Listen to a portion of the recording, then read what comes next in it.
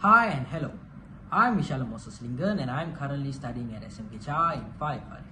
I play the role as head of students and I use my position as much as possible to promote Neelam activities and reading habit to my fellow students. Today I'm here to talk and share with you some of my thoughts on a book which I read during the days of COVID-19 pandemic. American Prometheus, The Triumph and Tragedy of J. Robert Oppenheimer, written by K. Burt and Martin J. Sherwin. This whole book tells us about the enigmatic life of J. Robert Oppenheimer, a man whose intellect burnt as brightly as the atomic bomb. First of all, I would like to explain what does the term American Prometheus actually means. This specific term comes from the Greek myth of Prometheus, a titan who stole fire from God and gave it to the humanity. Like Prometheus, Oppenheimer is also seen as bringing forth a powerful knowledge which could be used for good and evil. As I see, Oppenheimer's life story can be categorized into 3 parts. The first part, the seed of a genius. We begin in the heart of New York City, where a young Oppenheimer grapples with the weight of his precocious mind. We witness him struggling with social interactions.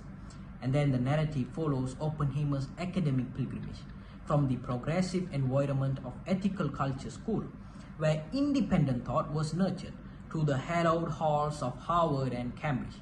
These formative years have successfully shaped his intellectual curiosity and insatiable thirst for knowledge, laying the groundwork for his future scientific endeavors. And then the second part, which I find the most interesting part in the whole of this book. Oppenheimer's transformation. As the Nazi Germany started to gather in the pre-World War II era, the specter of atomic bomb becomes a chilling reality. Oppenheimer, already established as a leading figure in theoretical physics, finds himself on the precipice of unlocking atom's immense power.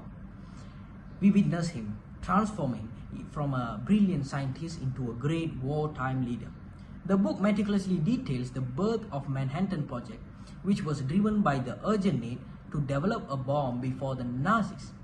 And then Oppenheimer gathers a team of brilliant scientists, including Enrico Fermi, Richard Feynman, and Lawrence, each of them driven by a unique mix of ambition and patriotism. And then the narrative transports us to the isolated Los Alamos facility, a crucible to scientific fervor and wartime pressure.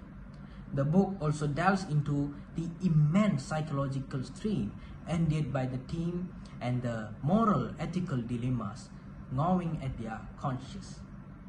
And then the third and last part, the fallout of a genius. How could someone brilliant or great like Oppenheimer fall from his place of grace? I find it very curious. I find it very unbelievable. Let's delve into it. The successful detonation of the first atomic bomb at the Trinity test site marks a significant moment in history. However, for Oppenheimer, it's a fortuitous bargain.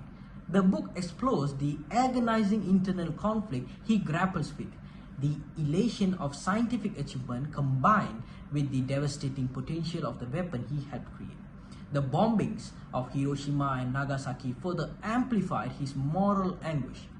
We witness him desperately advocating for international control on nuclear weapons, a lone voice pleading for sanity amidst the escalating arms race between Soviet Union, Russia, Germany, and many more countries. Political paranoia and accusations of communist sympathies engulfed Oppenheimer. The book meticulously depicts the politically charged security hearing where Oppenheimer's loyalty to the United States was called into question. His past associations with left-wing causes and communist groups were scrutinized under a harsh microscope. The public stripping of his security clearance is a stark contrast to his earlier hero status. That was the fall of Oppenheimer, a genius man. Did he get his recognition at the end? We need to find out by reading the book ourselves. And then I would like to share with you some of the moral values from this book for the future generations. First of all, foresight and long-term thinking. The book highlights the importance of long-term thinking about the consequences of scientific advancement. Future generations will inherit the technologies we develop today. So, the future generations need to be a critical thinker. And then they need to question about the ethical use of new technologies. Can a new technology be used for good or bad? What are the safeguards needed to ensure the ethical use of scientific technologies? The decision and the progress is in your hands, my dear future and younger generations. Let's unite and make the world a better place. Thank you.